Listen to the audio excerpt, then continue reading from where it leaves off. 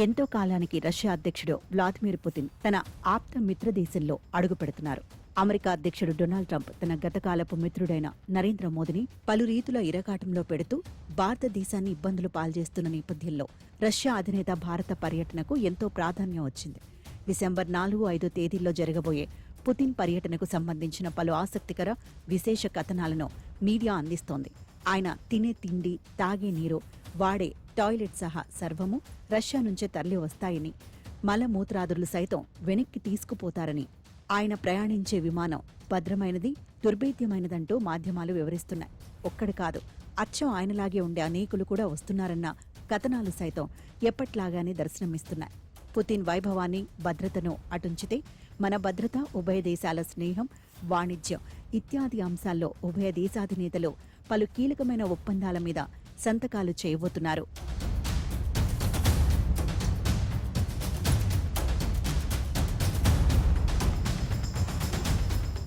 America ఒత్తిడికి లొంగి Russia ముడి చమురు కొనుగోళ్లను విపరీతంగా తగ్గించేసిన పరిస్థితిలో ఆర్థికంగా రష్యాను ఆదుకోవాల్సిన అవసరం, బాధ్యత భారత్ మీద ఉన్నాయి.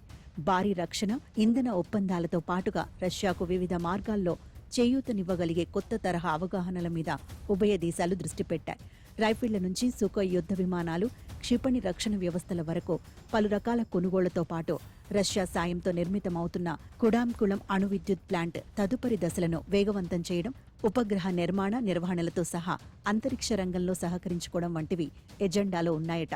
ముడి చమురు స్థానాన్ని కొంత మేరకు సహజ వాయువుతో భర్తీ చేయడమే కాక రష్యా ప్రాజెక్టుల్లో పెట్టుబడులు పెంచడం ద్వారా భారత్కు ఇంధన భద్రత, రష్యాకు నిలకడైన ఆదాయం అందే ఏర్పాటు జరుగుతోందని విశ్లేషణలు వెలువడుతున్నాయి.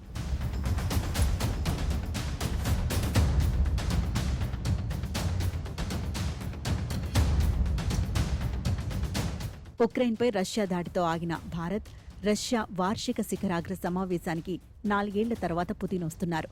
యుద్ధంలో అణ్వాయుధాలు వాడతామంటూ పుతిన్ దూకుడుగా చేసిన వ్యాఖ్యలు భారత్ను అప్పట్లో మరింత ఇబ్బంది పెట్టాయి. అయితే గత ఏడాది అక్టోబర్లో బ్రిక్స్ శిఖరాగ్ర సదస్సు రష్యాలోనే జరగడంతో పుతిన్, మోదీ భేటీకి అడ్డు లేకపోయింది. దీనికి ముందు జూలైలో నరేంద్ర మోదీ తన 3వ పదవీ కాలంలో జరిపిన తొలి ద్వైపాక్షిక పర్యటనకు రష్యాని ఎంచుకున్నారు. నైబర్స్ ఫస్ట్ అన్న గత విధానానికి భిన్నంగా ఆయన మన చిరకాల ఆప్తమిత్ర దేశంలో తొలిగా కాలున్నారు. అయితే మోదీ అక్కడ ఉండగానే ఉక్రెయిన్ రాజధాని కీవ్లోని పిల్లల ఆసుపత్రి మీద రష్యా క్షిపణి దాడి చేసింది. ఈ పర్యటనలో పుతిన్ను మోదీ కౌగిలించుకుని ఆప్తమిత్రుడిగా అభివర్ణించినందుకు జెలెన్స్కీ ఆగ్రహించి ఒక అతిపెద్ద ప్రజాస్వామ్య దేశాధినేత ఓ అత్యంత క్రూరుడైన నేరగాడిని ఆలింగనం చేసుకున్న దృశ్యం అంటూ దానిని ధ్వంసమైన చిన్నారుల ఆసుపత్రి చిత్రాన్ని ట్విట్టర్లో పోస్ట్ చేశారు. రష్యాతో యుద్ధం మొదలైన తర్వాత జెలెన్స్కీ భారతదేశాన్ని నేరుగా తప్పుపట్టడం అదే తొలిసారి. అనంతర కాలంలో పలుమార్లు ఇటువంటి సంకట స్థితిని, పలు రకాల అంతర్జాతీయ ఒత్తిళ్లను ఎదుర్కొంటూనే రష్యాను సాధ్యమైనంత కాపాడుకొస్తూ మొత్తానికి ఈ యుద్ధ కాలాన్ని భారత్ నెట్టుకురాగలిగింది. యుద్ధం ఆపేందుకు పట్టుదలతో ప్రయత్నిస్తున్న ట్రంప్ భారత్, రష్యాలను తీవ్రంగా ఇక్కట్ల పాల్చేస్తున్న తరుణంలో పుతిన్ పర్యటన భారత వ్యూహాత్మక స్వయం ప్రతిపత్తికి నిదర్శనమంటున్నారు నిపుణులు.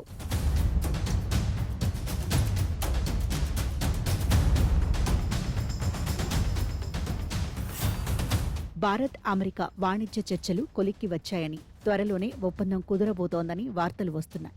ట్రంప్ చొరవతో పుతిన్ పక్షాన తయారైన శాంతి ప్రణాళిక పట్టాలెక్కబోతోందని వింటున్నాం.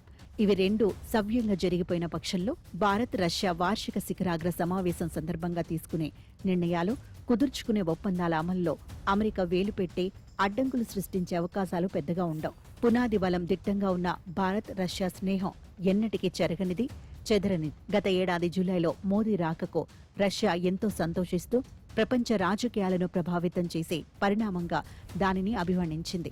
అదేవిధంగా పుతిన్ ప్రస్తుత పర్యటన ఉభయ దేశాల సంబంధాలను మరో ఎత్తుకు తీసుకుపోబోతోన్న మాట వాస్తవం.